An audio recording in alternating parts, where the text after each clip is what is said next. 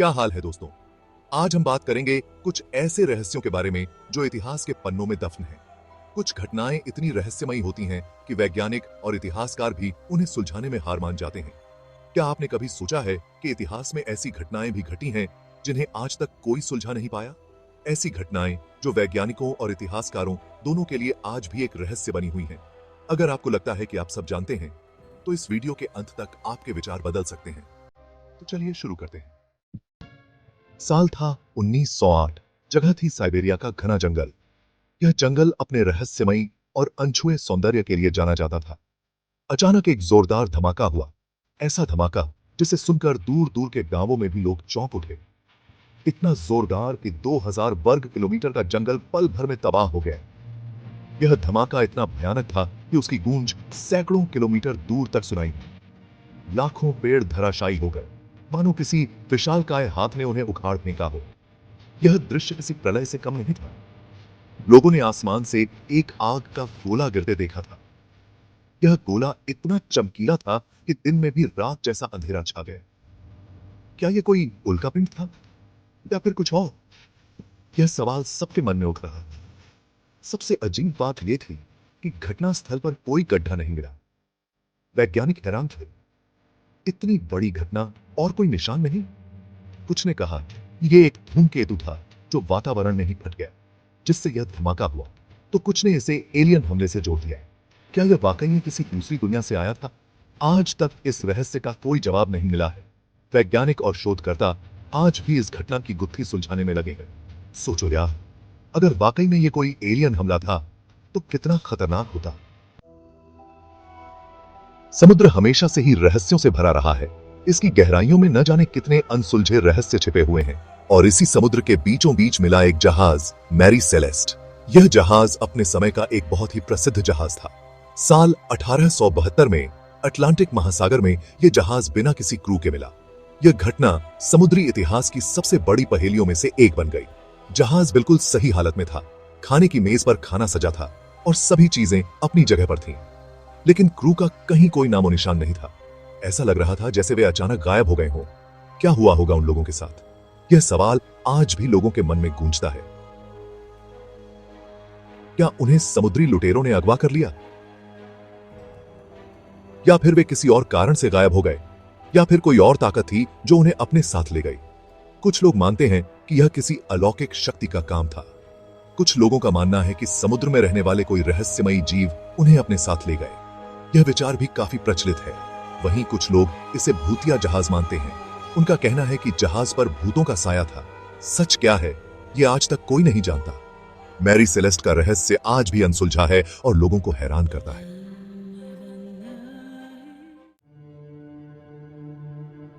सदियों से नाविकों के बीच एक कहानी मशहूर है, फ्लाइंग डचमैन की कहानी।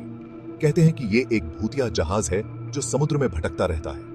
इस जहाज का कप्तान शैतान से एक सौदा करता है और बदले में उसे हमेशा के लिए समुद्र में भटकने का श्राप मिल जाता है। कहते हैं कि जो भी इस जहाज को देखता है उसके साथ कोई न कोई अनहोनी जरूर होती है।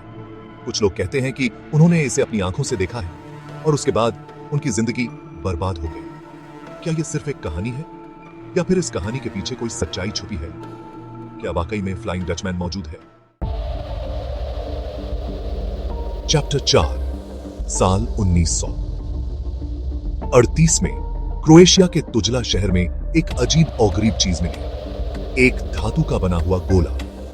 यह गोला ना तो किसी पहचाने हुए धातु का बना था और ना ही इसकी बनावट वैज्ञानिक समझ पा रहे थे। कुछ लोगों का मानना था कि यह किसी प्राचीन सभ्यता का अवशेष है, तो कुछ ने इसे एलियन तकनीक बताया। इस गोले के बारे में कई अफवाहें फैली, लेकिन सच्चाई आज तक एक रहस्य बनी हुई है। क्या यह गोला वाकई में किसी दूसरी दुनिया से आया था? क्या यह किसी उन्नत सभ्यता का सबूत है जिसके बारे में हम आज तक अनजान हैं? चैप्टर 5, हिमालय की बर्फीली चोटियों पर सदियों से साधु संत तपस्या करते आ रहे हैं। कहते हैं कि इन साधुओं के पास ऐसी अलौकिक शक्तियां होती हैं जिनकी हम कल्पना भी नहीं कर सकते। कहा जाता है कि ये साधु अपनी मानसिक शक्ति से ध्वनि उत्पन्न कर सकते हैं और ये ध्वनि इतनी शक्तिशाली होती है कि इससे पहाड़ भी हिल जाते हैं। क्या वाकई में ऐसा संभव है? विज्ञान तो इसे मानने को तैयार नहीं, लेकिन स्थानीय लोग इस बात पर अटल हैं कि उन्होंने खुद ऐसी घटनाएं देखी हैं।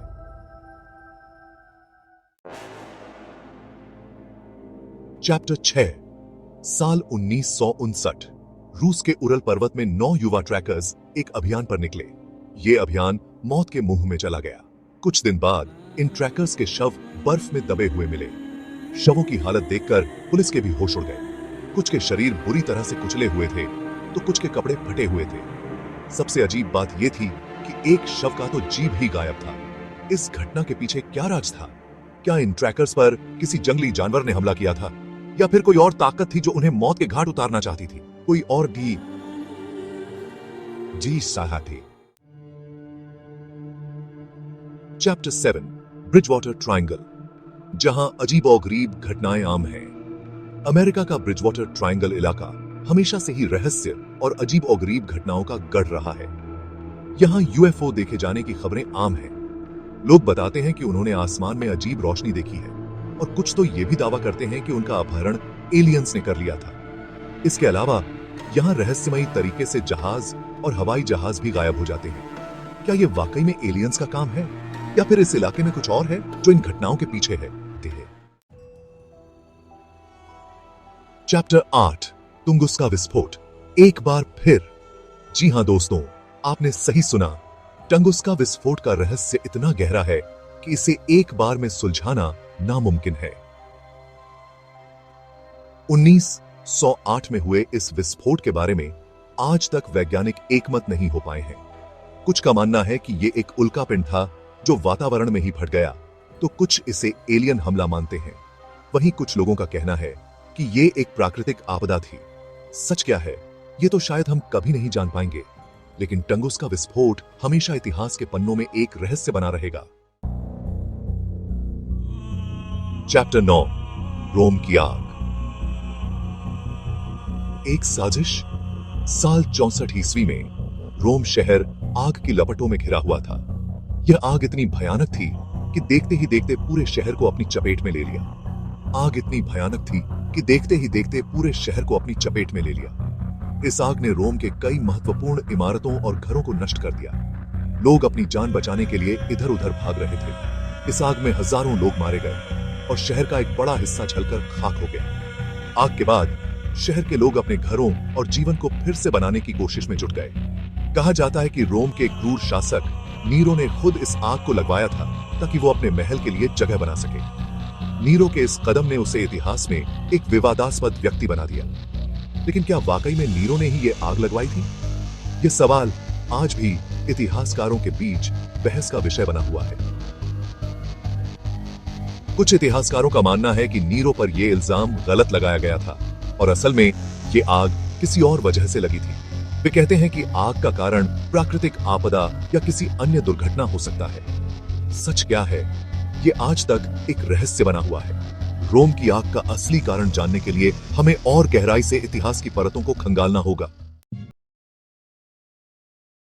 चैप्टर 10 एटलांटिस, खोया हुआ शहर।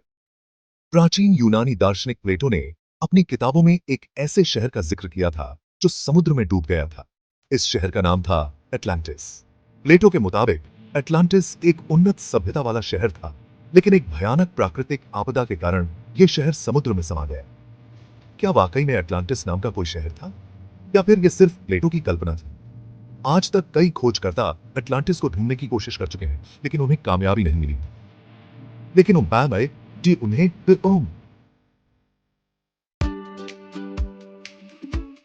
ओतरो रहस्य की दुनिया से विदाई। तो दोस्तों, ये थे इतिहास के कुछ अनसुलझे रहस्य। उम्मीद है आपको यह वीडियो पसंद आया होगा। अगर आपको ये रहस्यमयी घटनाएं रोमांचक लगीं तो सब्सक्राइब करें और ऐसे ही और अनसुलझे रहस्यों की यात्रा पर हमारे साथ चलें, क्योंकि दुनिया के इतिहास में छिपे ये रहस्य आज भी हमें चौंका सकते हैं। तो धन्यवाद।